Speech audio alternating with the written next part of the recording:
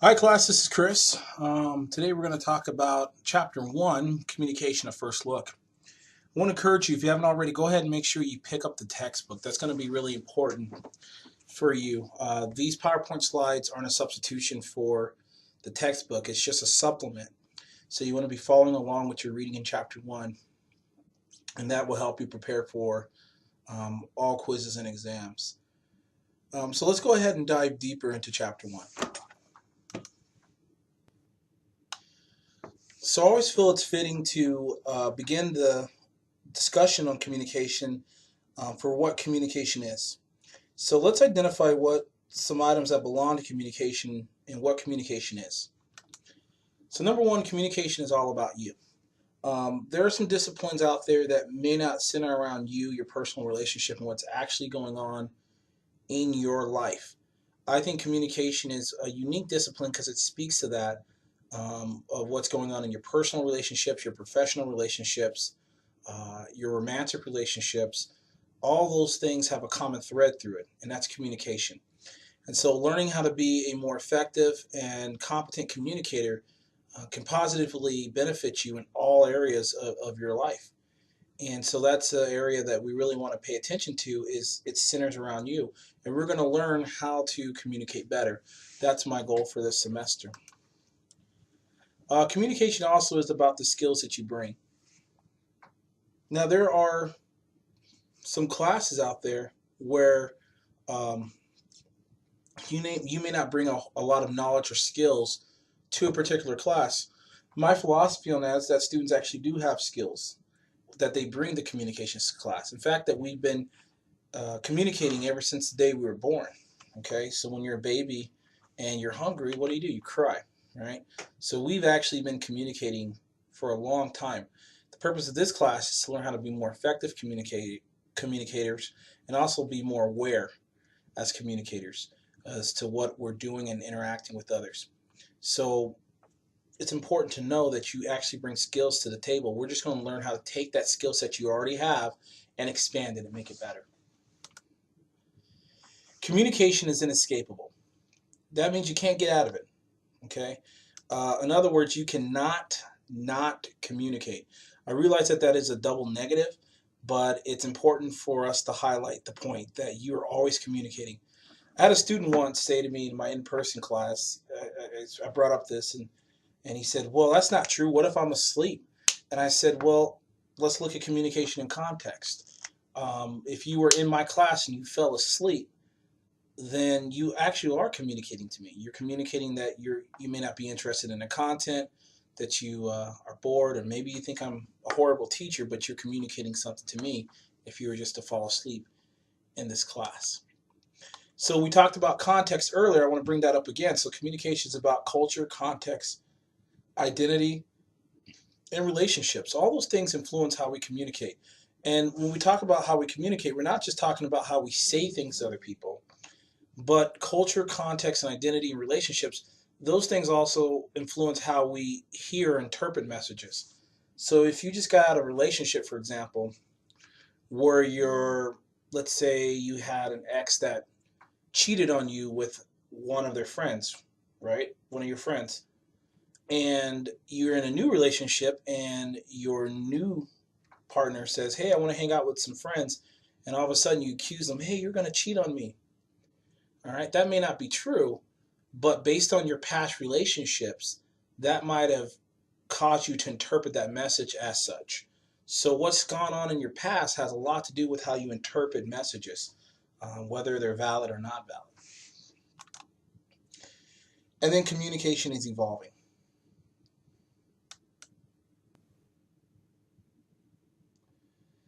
So why we communicate? Well, let's get the definition down first. So communication is the process of using signs and symbols and behaviors to exchange information and to generate meaning. So communication is about generating meaning. So how do you generate meaning? Well, you can use signs, right? A stop sign. You can use a symbol. You can even use different behaviors, all right? So it doesn't have to be just verbal things that you say. It could be nonverbal. Communication addresses physical needs. So we physically have to communicate. All right, that's one of the important reasons of why we communicate. One of the worst things that they can do to a person is actually put them in solitary confinement. You know, that's one of the worst punishments that they have in prison is people who are separated from the prison population and are actually alone in solitary confinement. Why? Because we actually need to be around people physically.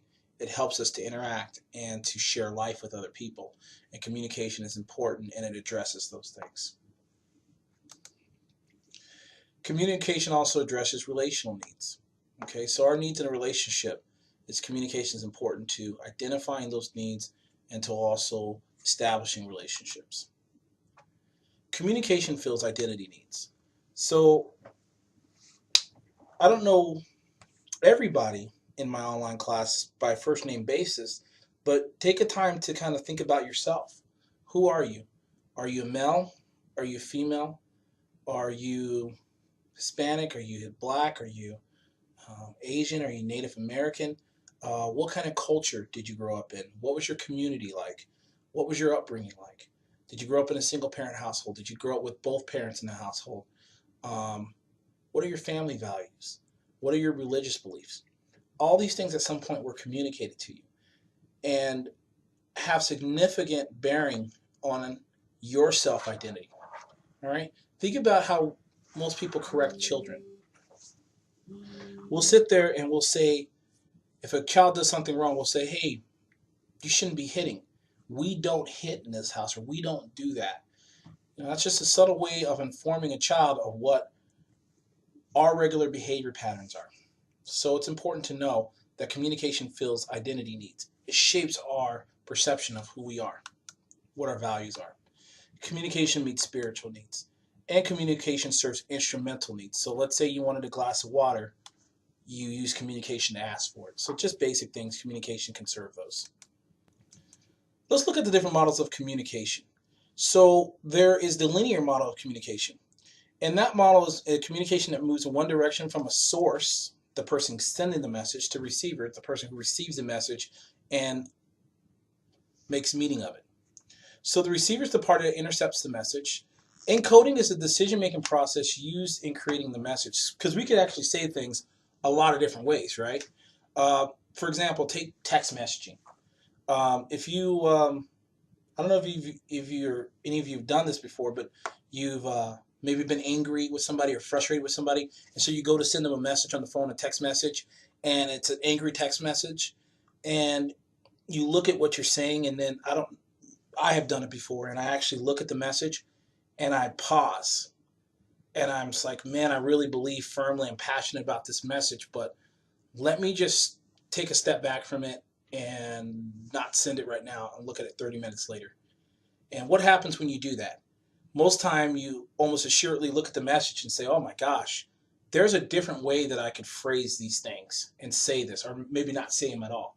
And so you'll alter or change your message to have a different meaning. And that's the encoding process, all right? It's the decision-making process used in creating message. So when you look at a text message, you're like, wait a minute, I was pretty hot then. Thank God I didn't send this. Let me encode this message differently. Let me change a few things.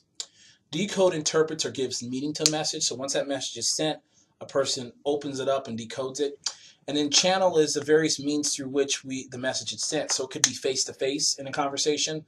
It could be via email or text message or through Facebook or whatever social media, Twitter, Instagram. But channels are different ways we send messages, okay? And linear is the most basic model of communication because it's just one way. You say something to somebody and that's it. So a typical context that you'll see the linear model of communication in would be, for example, watching a television show. If you watch a television show, they're communicating to you, but you really can't communicate back to them. Or church. You go to a church and the priest is up there talking. He's saying his thing. It's not like you can really sit there and interact and give feedback or say something back to the preacher. You're just kind of sitting in your pew, kind of just listening. All right, so that's more of a context of linear communication. All right, interactive model of communication. So interactive model of communication is a little bit more robust than the linear model of communication, and it is a source and a receiver, but it includes some different elements like noise and feedback. So you're actually going to have a discussion post that's going to be due this upcoming week, and it's going to center around the interactive model of communication and the elements such as noise and feedback. So let's take a closer look at it. So the interactive model includes things like noise and feedback. Feedback is verbal or nonverbal response to a message, and noise is anything that interferes with the encoding or decoding process. So there's two types of internal noise. You'll see under noise it says internal noise. There's two types. The first type is going to be psychological noise, and these are thoughts, emotions, or feelings that interfere with the message. For example, let's say you're in a relationship and you're going to have a meeting with, let's say, your relationship counselor. But on the way there, you found out that you just got laid off from work. And so now you're worried about your finances, how you're going to pay your bills, how you're going to pay the mortgage. And as you're heading to the counseling session, that's kind of going through your mind. Once you sit down with the counselor, how ready are you to actually listen to that counselor and listen to your partner? It's going to be difficult, right? Why is it going to be difficult? It's going to be difficult because you have those thoughts going through your mind about being laid off previously. You're going to realize, like, oh my gosh, I've been laid off, and you may not be as inclined to listen because you have psychological noise and feelings going through your mind. All right, same thing if you receive a negative diagnosis and you find out that something's very wrong with your health, and it's very important, it's very crucial, and all of a sudden you get to work and you have a performance review. What's your ability to listen? All right. Are you going to really be listening to your boss, or are you going to be thinking about the prognosis that the doctor gave you? So that's an example of internal noise. Physiological noise is things that happens with you, like physically. So I don't know about you guys, but like I'm the type of guy that when I'm hungry, maybe you guys are like that, right? And your partner comes to talk to you, all right? My wife tries to talk to me and I'm hungry. It's not a good time. Okay, I kind of tell her, hey, it's not a good time to talk to me because I'm starving. All right, let's get something to eat and then I'll listen to you. Or maybe some of you suffer from headaches, and so it's hard to deal with other people. Maybe it's hard to deal with your kids or hard to deal with your husband when you have a pounding migraine headache. So just think about those things. That's physiological noise. So psychological noise and physiological noise are both a part of internal noise. External noise has to do with the outside condition that interferes with the message. It could be a air conditioner, it could be construction going outside, it could be a TV set. I like to listen to music in my car. That's my favorite thing to do. When I'm in my car, I enjoy to listen to my rap music. And my wife, when she's in my car, she loves to talk. And so I have to compromise and kind of reduce the noise so that she can have a conversation with me. And that's just something that I have to I've come to accept. And then when she's out of my car, I can listen to my music again. So think about it in your own life, the differences between internal noise and external noise, and how do you find a way to silence the noise to receive messages and hear people. All right, the last model of communication is the transaction model, and that includes and it's both sender and receiver, and there's messages, but this one is different because messages are not actually going back and forth. You don't actually send a message and you get feedback. There's messages being sent back and forth, and the key word is simultaneously. So really, transaction is the most robust model of communication, and that's realistically the world that we live in. It's not like we say something, they take it, they decode it, and then they send it back to us. What's happening in the real world is that we're constantly sending messages back and forth in a space and time, and they're just going back and forth, and they're being decoded and encoded simultaneously. And they're doing it within context. So the transaction model of communication is different than the interactive because it includes things like simultaneous exchanges of messages, and also includes context as well. And this just goes into a little bit more detail. Transaction model recognizes that we send and receive messages simultaneously within context. And then the psychological context is your cultural and psychological environment. Logistical text is your physical environment, which includes things like the space and the time and the setting and the occasion, right? And then the interactional model and then also the mediated context as well. So those are some things to keep in mind. Um, those are some things to keep in mind when you're looking at the different models of communication. And the interactional model and mediated model, I'm not going to go into terrible detail about that right now. That's in your textbook, so that's something that you're going to see on an exam, but I want you guys to dig into your textbook a little bit and read about it. And then you can be brought up to speed on what those items are. All right, so we're rounding out the last part of the chapter, and I just want to talk to you about a couple things about what's important in communication. Communication requires a strategy, okay? So a specific plan you use to achieve a goal. All right, and I don't know about y'all, but sometimes there's people out there who maybe been in relationships with people like this. They do nothing but complain, right? If they're upset about something, it's one huge complaint. And sometimes you don't even understand what they're upset about because all they're doing is complaining. All right. I want you guys to grow beyond that. If that's your habit, I want by the end of the semester for you guys to be able to communicate more strategically. And here's the deal. Don't fall in that trap. I want you guys, when you go into a communication interaction, lay your feelings aside. Even if you may not like the person or whatever, put that aside and say, okay, what is my goal? What am I trying to achieve out of this interaction? And we're going to work as we go through the semester, and you're going to learn the tools how to communicate specifically to achieve a goal, right? Maybe not to change people's feelings necessarily about you or about a situation, but how can we work together to get this done? What are our shared goals? What do we have in common? And how can we advance those things? There's 7 keys, competencies to effective communication. That's on page 11 of your textbook. You are going to want to go ahead and read that for the text, for the test. Exam 1's going to hint to some of that stuff, so it's good that you guys go ahead and open up your textbooks and refer to that. How does critical thinking advance communication? One thing that you have to realize about communication is that it's high stakes. There's no refunds and there's no exchanges. Once you write something down, once you send something through text, once you say something, you can never take it back or retract it. You can apologize for it, but you can never take those items back.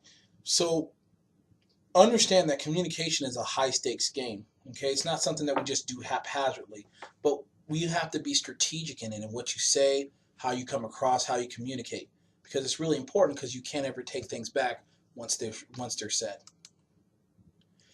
Lastly, you got to always keep in mind communication ethics. And ethics requires an understanding of whether communication behaviors are acceptable. You're going to want to know that on the test. You might see that. I'll just give you a little hint. So ethics, knowing what to say, whether it's an appropriate topic or not, whether your communication style is acceptable or not, it's really important to know in communicating strategically. Last thing I want you guys to consider is, does freedom of speech have its limits? And this is not, I'm not looking for right or wrong or who's right or wrong, but that's something that's moving forward in this society. And as we start to look at things as far as people saying things, rhetoric that people have, obviously, if you're keeping up with the news, you're aware of like guys like Donald Trump and their stance on things. And people are like, well, he's honest. Does freedom of speech have limitations? Should we have to bring those things down or constrain certain rhetoric? Does it unite us? Does it take us away? Is what's the ability to have freedom of speech, is that what makes us uniquely American? Or should there be some restraints on it? So that's just an ethical question I want to pose to you guys that you'll have to wrestle with and think about it as we move forward through this course. Well, that concludes chapter 1, and make sure you guys do the discussion post, and we'll be in touch soon.